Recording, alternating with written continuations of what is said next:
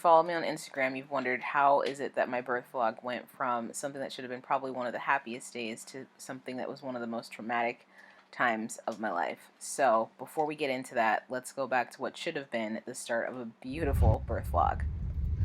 Hello, good morning. It is induction day, it's baby day. We're headed to the hospital. And it's strange times because I'm being dropped off at the hospital. So, and it's not because of our little guy, but we're in a pandemic, and right now the policy is that my husband can't come until I'm deemed in active labor. I'm gonna be at the hospital waiting. Hopefully we have this baby boy by tonight. Orion, are you excited? Your baby brother's coming? Oh my gosh. What? Husband's driving like a crazy person.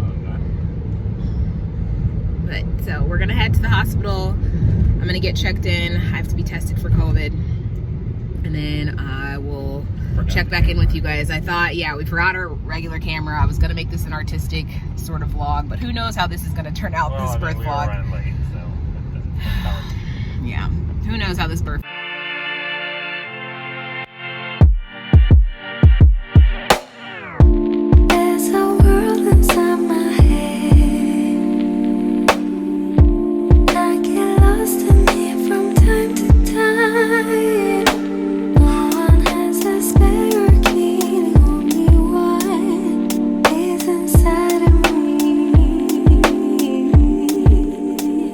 So I'm just showing you guys here the aftermath of the COVID test, because you do have to take the COVID test. It is absolutely positively terrible.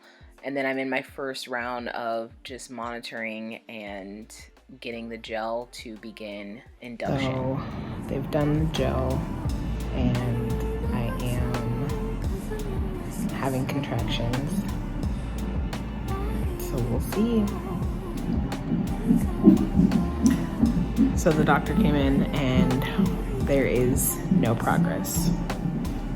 They gave me another dose of medicine. My contractions have seemed to now just be weak. Like I feel them, but I don't know. So basically it's gonna probably be a night of not the best, but some sleep, which is better than nothing. And we're having this baby tomorrow, which I hope then we're having this baby tomorrow. I don't want to be like 48 hours of this. So that evening, here I was just kind of packing up stuff. I changed into my labor and delivery gown, and little did I know that it was about to be go time for me, and then things take a wild turn. So it got to be probably maybe about 7 or 8 o'clock that night when I started to really feel contractions, go down the hallway, go in to get monitored, and then things went a little crazy.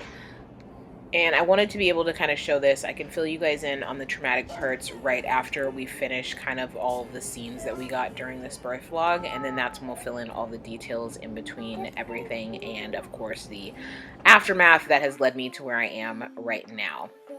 This right here is when they started to throw things on me to get ready for the C-section. So they ended up having to do an emergency C-section at about 7:30 this morning, which was about a couple hours ago. Ariana just now woke up, but the baby's healthy, born at 7 pounds exactly. You want to say hi to the peeps? Yeah, I'm lashed. I'm out of it. Yeah, you're pretty tired. I get unmatched though. I think he's trying to find nipple again, so in the next video we'll do a name reveal, but this is the craziest birth.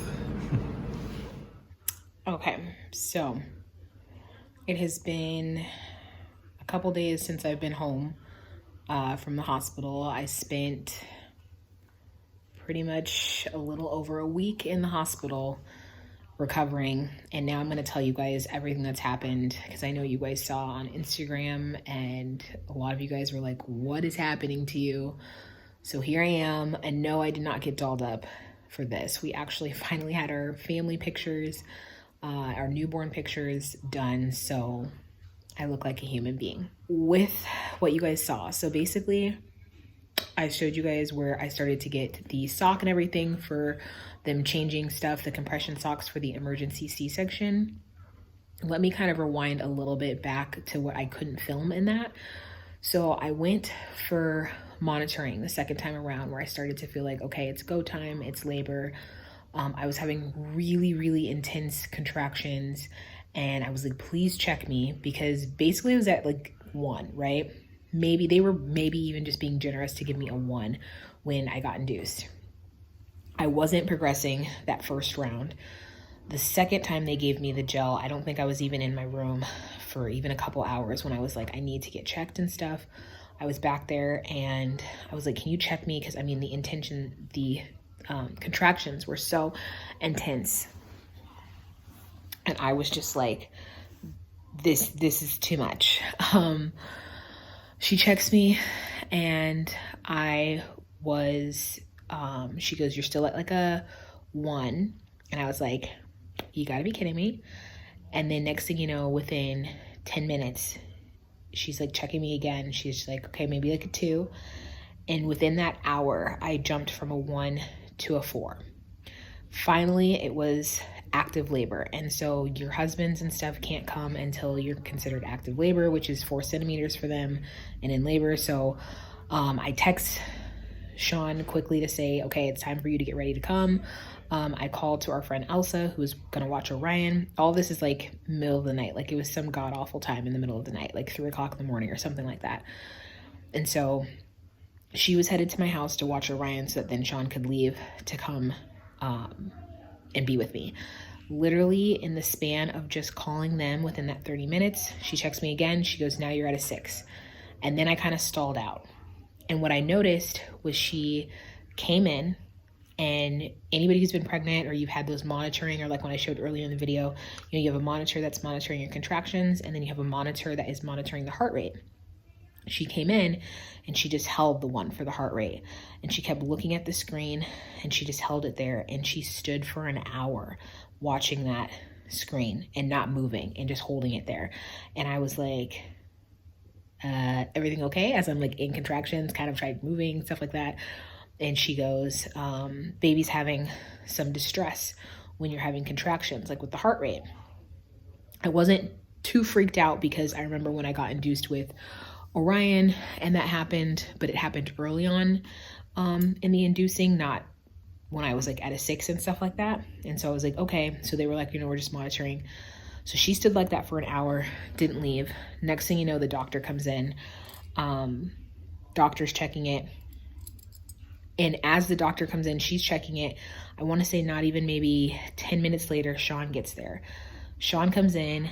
I'm surrounded by midwives and doctors. Sean didn't even get to like hug me, kiss me, hold my hand, nothing. He like is in there sort of trying to even get around in that small room to even be there for me. And he barely sits down when then she goes, okay, she said his heart rate it's going too low. She said, and the problem is because you've been stalled out at a 6, we don't know how long it's going to take for you to get to 10. We can't take the risk of him going through this much longer. We're going to have to do C-section. And of course, I'm just like, this was the last thing I would have ever predicted for myself. Like I was just, I don't know. I just would have never seen myself as somebody having a C-section. So I was just like shocked, but I was like, okay, I mean, it is what it is, I guess. And so they start to prep me for the C-section. And then I'm just like screaming. I'm just like, oh my gosh, like everything got so intense again. She checks me and they're looking at the heart rate because the heart rate is freaking out. I'm having intense contractions. And she goes, now you're at an 8. She goes, so maybe let's try to see if we can pause this for a second because I've been jumping so fast. That she says, let's see if you can just ride this out and we can have this baby still naturally. And so then we're waiting a little bit. And then they're like, do you feel like you have to push? And I was like, I do, but like I don't. So they said, go ahead, and if you have the next contraction, go ahead and try to push a little bit. Because I was basically getting to be about a 10. And I am trying to push, and the baby would not come down. And it was one of those that I'm in excruciating pain. I could tell something was wrong. And then I start to worry, and they start to worry, is the cord wrapped around the neck or what's happening? Because literally everything's a go. They got the ultrasound machine out because they're like, is he like, did he flip? Is he breached? Like, what's happening? They're like, no, he's head down. They couldn't tell. They're like, no, it doesn't look like he has a cord wrapped around his neck. She straight up goes, I'm so sorry. She's like, but when you're having contractions, she's like, I'm going to put my hand here and see what's happening. She straight up takes her entire hand and is up there, like holding as I'm having a contraction to try to see what's happening. She's like, I can't. She's like, I cannot tell why it is he won't come down. They're watching it, and then something happens that they look at the monitor. And by this point too, they've kicked out Sean. So when she said we're gonna have to have a C-section, they kicked out Sean. Sean was maybe in the room for maybe 20 minutes. And then I've just been alone, right? So I've been alone before it. They kicked my husband out. I'm still alone. She's doing this. I'm going through these intense contractions. She goes, nope, we gotta go. Next thing you know, they are ripping my delivery gown off. They're taking, bras, things like that down. They're getting like sanitizing type stuff. They're putting the compression socks again back on. They're getting ready to wheel me back. And I'm like, has anybody updated my husband? I didn't even get to, like, we had asked, we're like, is my husband going to be able to be in the room? They said, we'll check. Nobody got back to me. They're just like, we got to go because of his heart rate. And I just start losing it. I'm just bawling. I remember going back into this room because I'm like, I didn't even get to tell my husband I love him. If he didn't get to be in the room, didn't even get to say bye. Like, and for all I know, I'm like, there could be a complication and I could not survive. And I just was like, this is so scary and so traumatizing. And I'm just by myself. And that's all I kept thinking is I was like, this is craziness. They put me on the table, and the anesthesiologist is trying to tell me about the spinal tap. And I'm like, please, please, please remember. And any of you guys, if you remember, they said that they would put me under general anesthesia when they did that evaluation for me, because I have just a problem that happens with the epidural for some reason. So she is like, oh, no. We're gonna, do this. And I'm like, please, for the love of God, like, listen to me. I would rather just be under general anesthesia. So my anxiety is up with that too, because she's just like going with this spinal tap and stuff, right? And I remember she's like, do you feel this? Is it cool? And I'm like, yes, I feel this. I get to a point where I'm like, kinda, not really. But I was like also trying to explain that in my stomach, there are certain spots that I can't feel in general because of having had the mini tummy tuck and not having feeling. So I was like, please just, can you knock me out? You have two people slapping my hands and wrists because I have terrible veins. They can't get veins to be able to put my IVs and things in. They're trying to get that done. Literally, like, everything feels like it was so long, but I know in the grand scheme, everything was maybe 5 minutes. And so they're trying to slap this, trying to get IVs in. People are haywire all around me. There's 2 doctors in there for the C-section. You literally have one on one side, one on the other side. They're ready to like start cutting. They're putting up the screen in front of me. And the anesthesiologist is still like, do you feel this? Do you feel this? Do you feel this? Do your legs feel heavy? I'm like, yes, they feel heavy. But like, I'm telling you. So they get ready to cut. They cut, and then they proceed to cut up.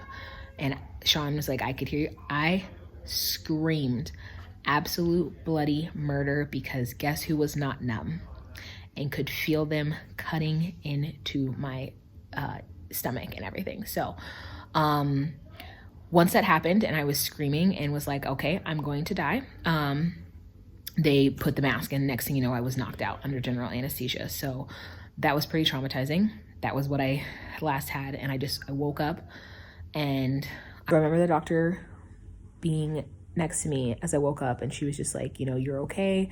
She's like, and what happened? She goes, was the cord was wrapped around his body. So that's why he couldn't come down and couldn't leave. And I was like, okay. And I'm just like, is my baby okay? And, they were like, he's perfect. And that's like all that mattered. And then I got to, turn over and see Sean and the baby and everything like that. Fast forward to basically, obviously I was in a lot of pain, but then I noticed day 2, I was dying. Mind you guys, remember, I've had surgeries and stuff, and I was like, something is not right. Like the swelling, the pain, it was excruciating. And that was kind of the start of it. I was just like, something just doesn't feel right. I'm in so much pain. And they just kept being like, yeah, that's normal. It's normal. It's normal. I'm looking at my roommate who had a C-section, and I'm like, she's able to get up and walk. I'm basically dying, just laying, just existing. They told me it was gas. And so then I start to do certain things to try to get the gas out. It's sort of alleviating some pain, but I still just kind of felt like something wasn't right. My incision, my stomach, things just didn't feel good. Fast forward again to day 3, because by this time, they've got me without the catheter. I am kind of trying to walk, but I'm barely even able to make it to the bathroom in my bed. It was really bad. And so I kept just asking them, like, is this amount of swelling? Is this normal? And they're like, yeah. They're taking your temperature, taking your blood pressure and different things like that. I had him on Saturday, and it was Tuesday when it was supposed to be the go home day from C-section. So I wake up in that morning because I'm ready to go home. I'm already just in a lot of pain. They've told me this is normal. So I'm just I guess this is just what it is. And they come in the room, and the doctor tells me, you've been running a fever, so you're not going home. And I'm like, what do you mean? How come you guys are just telling me this? And so then I'm like, well, isn't that an indication of infection? And the doctor was just like, I don't know. And I'm just kind of like, okay, well, do you want to check my incision? Because that's what I kept just feeling like. I'm like, my incision just doesn't seem right. And so she was like, no. She's like, we'll see you tomorrow. And I just kind of felt like, that's not appropriate. I'm not happy with this. I feel like if you're not that concerned to be checking my incision, all this kind of stuff with fever and everything, then I want to go home. So I'm bawling my eyes out. I'm upset because, again, I've been days in the hospital by myself. My husband could only come for 1 hour a day to visit, which was so not enough. I felt very, very, very uncomfortable trying to sit here and breastfeed, trying to take care of this baby. And like I said, I'm by myself and I'm in excruciating pain in this C-section. I remember I had the handle to pull myself up on the bed. It was just terrible. So I'm like, I need to be home. I need to be able to get rest. I need to be able to get the help that I need. One of my midwives came in and she saw me bawling, and she just was like, I'm so sorry. And she explained to me that it was a low-grade fever. So she's like, they're just going to take your blood to check if you have an infection. And that's all that they're going to do. That's the protocol. And I was like, okay. So I was like, all right, let me settle in for the night. And then she comes back and she goes, I spoke to the doctor. She's like, and you can go home. She's like, because it doesn't seem like there's any point to you being in the hospital just to wait for a blood test that even if it did come back positive, you're just going to get an antibiotic. She's like, so you might as well just be home. And I was like, thank you so much. Right. So I go home. I get 1 night's sleep at home. It was glorious.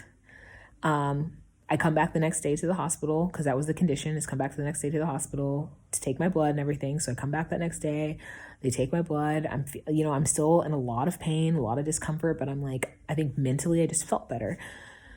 I get home and I take a nap, and I wake up from that nap. And mind you, my incision, I still kept saying how my incision was bleeding. And I'm not talking about just a little spotting, bleeding, right? So I would put a full-on pad at my incision, and it would fill up kind of some of the pad. And they're like, yeah, that's normal. And I'm like, okay. I wake up from my nap. I go to the bathroom. I kid you not that I was like, did I miss the toilet? Because all of a sudden I look down, and in my hands, there's just there's a pool of, like, there's pools of blood. Blood is dropping all over the place. I'm starting to feel woozy. And again, I am bawling my eyes out because I was like, and I told Sean, I'm like, I'm going to die. I know some of you guys might be like, oh my gosh, she's so dramatic, but I can't even express to you how much and how scary it is of what I was going through. The amount of blood that I tell you came out of my body, the fever, that then I could feel the fever, how lightheaded everything I was, the pain. I was like, I told Sean, I said, I don't know if I should have had a will. I was like, I had to quickly hug Orion and tell him goodbye so he could go to the neighbors, so that we could go to the ER.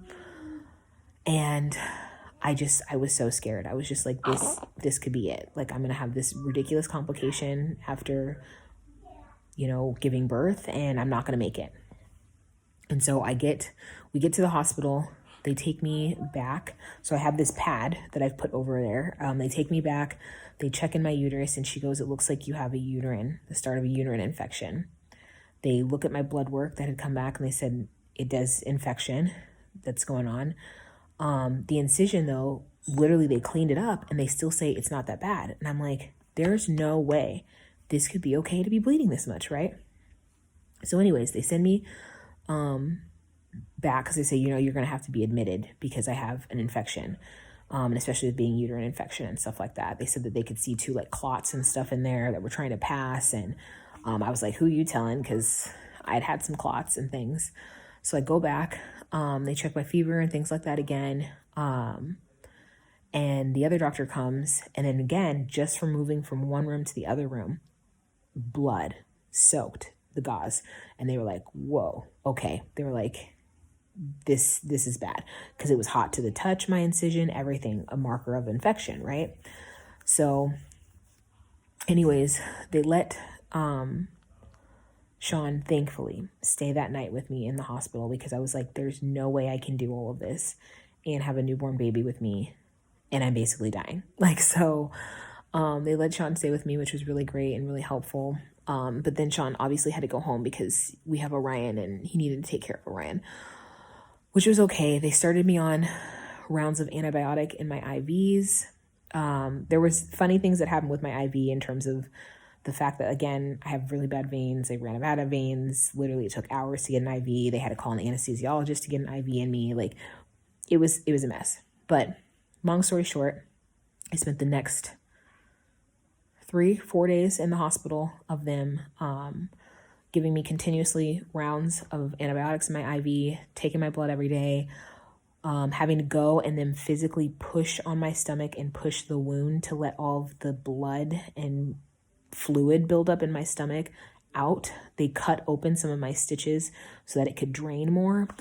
They kept just changing the dressing. I kept just bleeding and bleeding. And then finally we got to, I don't even know what day of the week, to be honest, you guys, but we got to the day before I got to leave, and the doctor was like, depending on what goes on with your blood tests, because then they took a swab of my incision to make sure I didn't have staph, and we were waiting on that. And she said, depending on what comes back with those results, you might be able to go home and just be an outpatient.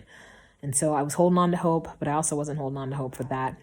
Fast forward to that next day, and they brought in a wound specialist. So that wound specialist came in, evaluated, and gave me what you guys see here is a wound vac. So they put the stuff in, gave me a wound vac, and basically what it's doing, you guys can kind of see here, isn't that great, is it's taking the blood and fluid out from my stomach that's been pooling and accumulating because my staph came back negative so they could send me home. And I just come back to the hospital now every couple of days for them to change this dressing, try to get it. The most recent time I went for them to do the dressing, they said it's happening very slowly. So I go again on Monday. They'll reevaluate if they need to do something different. But basically, I'm feeling a lot better. My fever went down. That was the other condition. But my fever had gone down for 48 hours after the antibiotics and stuff had started. I at home. I had to come home with antibiotics. I still take the shots. Sean has to give me a shot every night of the heparin for blood clots. And then, like I said, I just have this wound vac, and I have to take iron because obviously I need some iron with as much blood as I've lost. And that's my story. Like I said, it was very traumatizing, but I'm just thankful that obviously we gave birth to a beautiful baby boy. You guys, again, will get his name reveal. I've just been so behind on things, obviously just trying to get better. But I just want to say, again, thank you guys so much for those of you guys that gave prayers, everything during these times, especially during these times of uncertainty. And now we're just on a healing path. We're just healing, and I hope that eventually this wound vac gets to get out of me. I do feel like my stomach is going down from how puffy, like it was literally so, like you could squish it and you could feel it, and how malformed it was, of just like these pools of liquids and bloods just stuck in there, and the inflammation. And now it is feeling like it's going down. It's still there, but it's feeling a lot better. So all I can hope for is for it to just keep doing that and keep going and keep on healing. I'm proud of myself that I've been able to successfully breastfeed during all of this, because any of you guys know when you breastfeed, it causes your uterus to be contracting and doing different things. And so that pain on top of everything else, and just even being able to just breastfeed in general, I felt like with all of this has been something that I can't believe, and pat on myself on the back because I wasn't successful with my first son. And so to be successful with this son, and on top of it, it have been with all of this mess, has been crazy. But it is what it is. And now I feel like I'm rambling. If I forgot anything, I'll try to leave it in comments. But I'm definitely not the person to ask about a C-section or C-section recovery, I feel like, because I'm not normal in the aspect. That's my story. Another, I feel like, failed birth vlog in the aspect. I'm like, why can we never just get the camera, the perfect little birth vlog? Like, it's always got to be something. But now I can't wait to be able to just film these precious moments with this baby and get on with our lives. Thank you so much for watching, and I will see you in the next video.